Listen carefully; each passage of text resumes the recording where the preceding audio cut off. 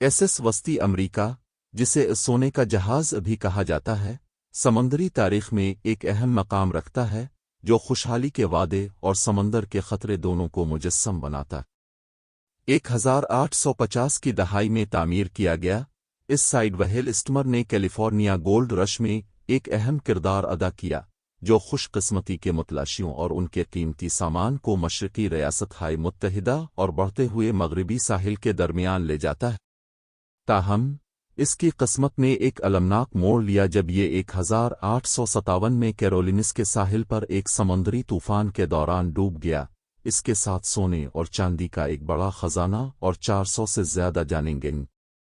SS وسطی امریکہ کی تاریخ دولت کے شدید حصول کے ساتھ جڑی ہوئی ہے، جو 19ویں صدی کے وسط کی خصوصیت تھی۔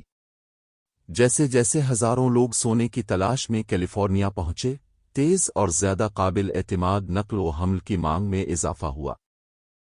کاروباری تاجروں نے مشرقی ساحل کو کیلیفورنیا کے سونے کے کھیتوں سے جوڑنے والے اسٹیم شپ روٹس قائم کر کے اس مطالبے سے فائدہ اٹھانے کا موقع دیکھا۔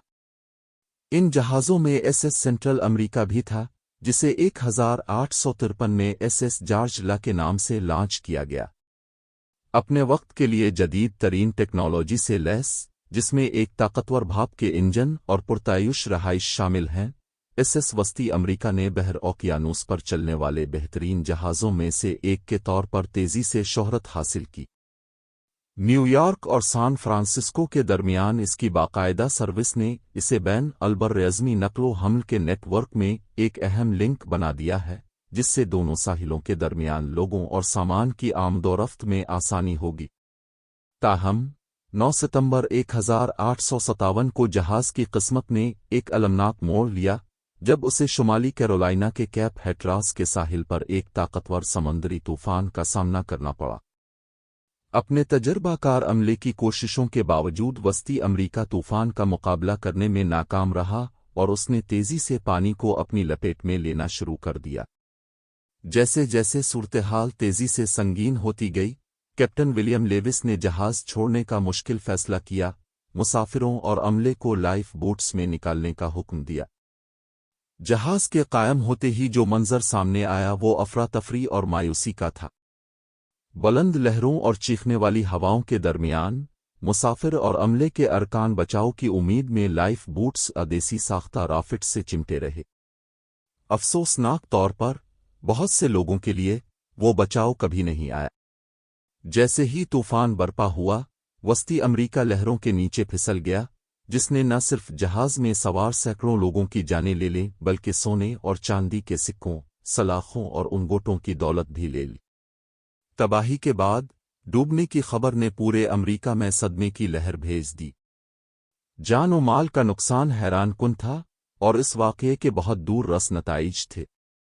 اس نے امریکی معیشت کو شدید دھچکا پہنچایا، جس سے مالیاتی گھبراہٹ اور معاشی بدحالی آنے والی برسوں تک گونجتی رہی۔ ڈوبنے سے سمندری حفاظت کے معیارات کے اثر نو جائزہ کا بھی اشارہ ہوا اور بھاپ کے سفر کے ضابطے کے بارے میں بحث چھڑ گئی۔ ایک صدی سے زیادہ عرصے سے SS وسطی امریکہ کا ملبہ بغیر کسی رکاوٹ کے سمندر کے فرش پر پڑا تھا، اس کا صحیح مقام نامعلوم ہے۔ تاہم، 1980 کی دہائی میں، سمندری ماہر ٹامی تھامسن کی قیادت میں محققین کی ایک ٹیم نے ملبے کی جگہ کا پتہ لگایا اور اس کے کھوئے ہوئے خزانے کو بازیافت کرنے کے لیے مہمات کا ایک سلسلہ شروع کیا۔ کئی سالوں کے دوران، انہوں نے لاکھوں ڈالر مالیت کے سونے اور چاندی کے ایک وسیع ذخیرے کو کامیابی کے ساتھ بچایا، اس کے ساتھ ساتھ جہاز میں سوار زندگی پر نئی روشنی ڈالنے والے متعدد نمونے بھی۔ SS وسطی امریکہ کے خزانے کی بچت نے قانونی لڑائیوں اور تنازعات کو جنم دیا، جس میں بازیاب ہونے والی دولت کے دعوے اور ایک سانحے سے فائدہ اٹھانے کی اخلاقیات کے بارے میں سوالات اٹھے۔ بہرحال، جہاز اور اس کے سامان کی کہانی عوام کے تخیل کو مسحور کرتی رہتی ہے، جو کھوئے ہوئے خزانے اور سمندر کے خطرات کے پائیدار رغبت کی یاد دہانی کے طور پر کام کرتی ہے۔